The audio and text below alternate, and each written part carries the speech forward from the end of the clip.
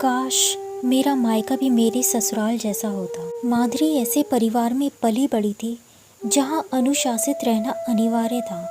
हर काम समय पर होना चाहिए। लड़कियों को किसी तरह की आज़ादी नहीं थी।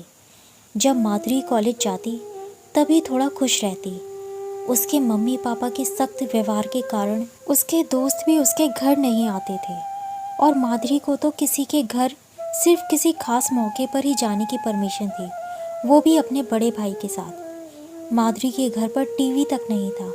उसके मम्मी पापा का मानना था कि टीवी देखकर बच्चे बिगड़ जाएंगे। मनोरंजन के नाम पर एक रेडियो था जिस पर बुआ जी का कब्जा था। फूफा जी के ना रहने पर बुआ जी अब अपने भाई के साथ ही रहने लगी थी। वक्त गुजरा। माधुरी की पढ़ाई पूरी होने के बाद उसकी शादी रमन से कर दी गई, जो पेशे से डॉक्टर था। उसका परिवार माधुरी के परिवार के बिल्कुल उलट नए ख्यालों वाला था। ससुराल में पहले दिन माधुरी की नींद 8 बजे खुली, जो कि मायके में वह 5 बजे उठ जाती थी। वह बहुत डर गई।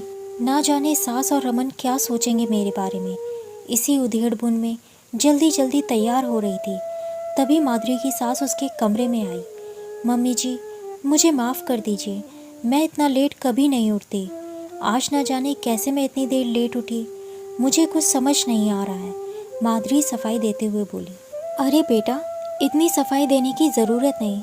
हम सब भी 7 बजे उठते हैं और तुम्हें तो शादी की थकान भी थी। हम वीकेंड के दिन तो और आराम से उठते हैं, तो तुम्हें माफ़ी मांगने की ज़रूरत नहीं। इसे अपना मायका ही समझो। माधुरी सास की बातों से सोच में पड़ गई और मन में बुदबुदाते हुए कहा, काश मेरा मायका भी ससुराल जैसा होता। 1-2 दिन में सारे रिश्तेदार चले गए। दूसरे दिन रविवार था तो सब अपने कमरे में सोए थे। आज माधुरी अपने नियत समय पर उठ गई थी। नाश्ते में नया क्या बनाए, इसी उधेड़-बुन में थी। सोचा कि मम्मी जी से एक बार पूछ ले कि नाश्ते में क्या बनाए, लेकिन सब सोए थे तो उसने पोहा बना लिया और सबके उठने का इंतज़ार करने लगी। 9 बजने वाले थे तभी मम्मी जी बाहर आई। गुड मॉर्निंग माधुरी। गुड मॉर्निंग मम्मी जी। नाश्ते में मैंने पोहा बनाया है, फ्रेश होकर आ जाइए। क्या तुमने नाश्ता बना लिया?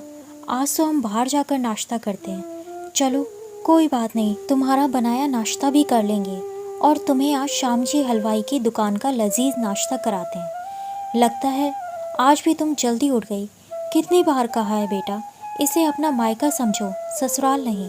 माधुरी मम्मी जी की इन बातों से हैरान हो जाती और सोचने लगती, कैसे बताऊं कि मेरे मायके में इतने लेट कोई नहीं उठता।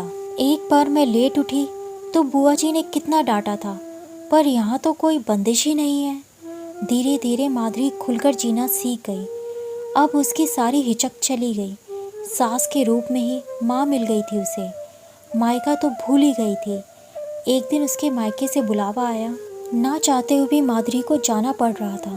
खैर वो चली गई। वहाँ जाकर फिर से वही रूटीन फॉलो करना पड़ रहा था। घर में बंद हो गई थी। उसका मन अपने ससुराल में ही लगा रहता था। सब उसे बहुत प्यार जो करते थे। माधुरी की दोस्त रीना उससे मिलने आई और ससुराल के बारे में पूछा तो माधुरी ने कहा, मैं तो कहती हूँ कि भगवान करे हर लड़की को ऐसा ही ससुराल मिले। मेरे ससुराल में कोई बंदिश नहीं। मम्मी जी बिल्कुल मेरी दोस्त की तरह रहती हैं। ऐसा भी ससुराल होता है क्या? रीना ने हैरान होते हुए कहा। मेरी दीदी तो अपने ससुराल में इतना करने के बाद भी ताना ही सुनती है। भगवान तेरे जैसा ससुराल सबको दे, क्योंकि तेरा मायका ससुराल ही था, इसलिए भगवान ने तेरा ससुराल मायका कर दिया। सदा खुश रहो। दीपावली आने वाली थी। माधुरी की बुआ जी ने उसकी सास से कहा कि माधुरी को दीपावली में यहीं रहने दीजिए। माधुरी यह सुनकर दुखी हो गई और उसने छुपकर अपनी सास को फ़ोन किया और कहा, मैं आप लोगों के साथ दीपावली मनाना चाहती हूँ, मुझे बुला लीजिए मम्मी जी। माधुरी की सास समझ गई कि माधुरी का वहाँ मन नहीं लग रहा है। 1 सप्ताह बाद माधुरी की सास उसके मायके आई। उनको देखकर सब आश्चर्यचकित हो गए। आप अचानक, पहले बताया होता तो हम आपको लेने आ जाते, माधुरी के पापा ने कहा। क्या कहें, अब माधुरी के बिना मन ही नहीं लग रहा था तो मिलने चले आए।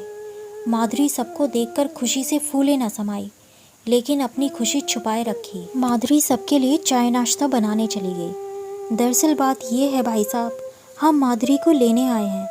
माधुरी के बिना हमारा मन ही नहीं लग रहा है। और इस बार सोचा बिना लक्ष्मी कैसी दीपावली, इसलिए हम अपनी लक्ष्मी को लेने आ गए। माधुरी की सास ने कहा, पर बहन जी, अरे पर और लेकिन छोड़िए और विदाई की तैयारी कीजिए, हम कल सुबह ही निकलेंगे। माधुरी जल्दी जल्दी अपनी पैकिंग में लग गई। दोस्तों, बच्चों को इतनी बंदिशों में भी नहीं रखना चाहिए कि उन्हें घुटन होने लगे। कहानी पसंद आई हो तो चैनल को सब्सक्राइब ज़रूर करें। धन्यवाद।